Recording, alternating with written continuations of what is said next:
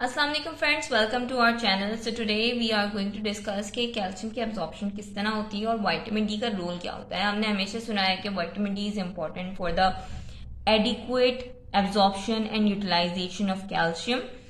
सो अब वो कैसे होता है ये हम इस वीडियो में देख लेते हैं। तो एज वी नो, ये मैंने बनाया है इंटेस्टिनल ल्यूमिनल सेल, ठीक है, और ये ल्यूमिन है and this is the blood vessel. तो अब हमने कोई भी डाइट ली जिसमें कैल्शियम है, ठीक है, तो कैल्शियम आया एंड वो जो ल्यूमिन के म्यूकोजल सेल्स है उनके जो मेम्ब्रेन है उस पे कैल्शियम ट्रांसपोर्टर्स होते हैं और ये कैल्शियम उस ट्रांसपोर्टर के थ्रू एंटर होता है सेल में। After entering into the cell, ये जो कैल्शियम है ये एक प्रोटीन के साथ बाइंड होगा, that is calbindin. Calbindin is a protein जिसके साथ ये कैल्शियम बाइंड होता है और फिर ये इनसाइड द सेल और आगे मूव होता है, ये उसको ट्रांसपोर्ट करवा रहा होता है। आगे जाके कैल्शियम कहाँ जाएगा, ल्यूमिनल साइड से इसके ऑपोजिट साइड जाएगा टू एंटर इनटू ब्लड। और वहां पे वो ब्लड में कैसे एंटर होगा, this calcium enters into the blood through this ATP dependent calcium pump, ठीक है। तो ये ATP dependent calcium pump is again the transporter, एक चैनल है जिसके थ्रू कैल्शियम जो है ब्लड वेसल में एंटर हुआ। सो दिस इज अबाउट कि किस तरह वो हमारी बॉडी में एब्जॉर्ब हो रहा है। अब विटामिन डी का क्या रोल है, इन्हीं ल्यूमिनल सेल्स में कैल्सिट्रायोल जो कि active form of vitamin D होती है वो मौजूद होती है, जो कि बाइंड करती है रिसेप्टर से, that is VDR, that is vitamin D receptor.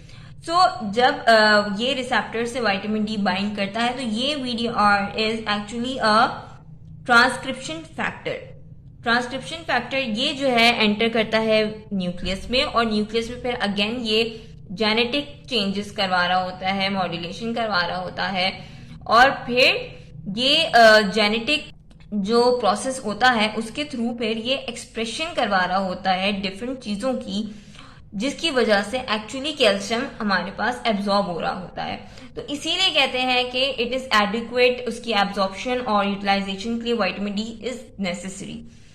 सो अब ये क्या क्या करवा रहा होता है न्यूक्लियस में जाके, सबसे पहले तो ये इंक्रीज करवा रहा होता है एक्सप्रेशन ऑफ कैल्शियम ट्रांसपोर्टर। जैसे कि कैल्शियम ट्रांसपोर्टर कहा था, ये रहा। तो जब ज्यादा से ज्यादा यहाँ पे कैल्शियम ट्रांसपोर्टर्स और भी होंगे तो जितने ज्यादा कैल्शियम ट्रांसपोर्टर की एक्सप्रेशन होगी उतनी ज्यादा कैल्शियम एब्जॉर्ब होगी। ये कौन करवा रहा है इन ट्रांसपोर्टर की एक्सप्रेशन, ये करवा रहा होता है vitamin D. So it increases expression of transporter जिसकी वजह से मोर कैल्शियम इज एब्जॉर्ब। दूसरा काम क्या कर रहा होता है, एक तो इसने ये काम किया, दूसरा ये इंक्रीज कर रहा होता है कैलबाइंडिन। कैलबाइंडिन हमें पता है वो प्रोटीन था जो कि आगे कैल्शियम को सेल के अंदर मूव करवा रहा होता है, पास करवा रहा होता है, तो उसके साथ ये बाइंड होता है सेल के अंदर एंटर होकर। तो कैलबाइंडिन की एक तो ये इंक्रीज करवा रहा होता है विटामिन डी और तीसरा काम कर रहा होता है ये इंक्रीज कर रहा होता है एटीपी डिपेंडेंट कैल्शियम पंप। और ये जो कैल्शियम पंप था जिसके थ्रू सेल से ब्लड में एंटर हो रही थी कैल्शियम, उनको भी ये इंक्रीज करवा रहा होता है, तो ज्यादा से ज्यादा जो कैल्शियम है वो ब्लड में एंटर हो रही है।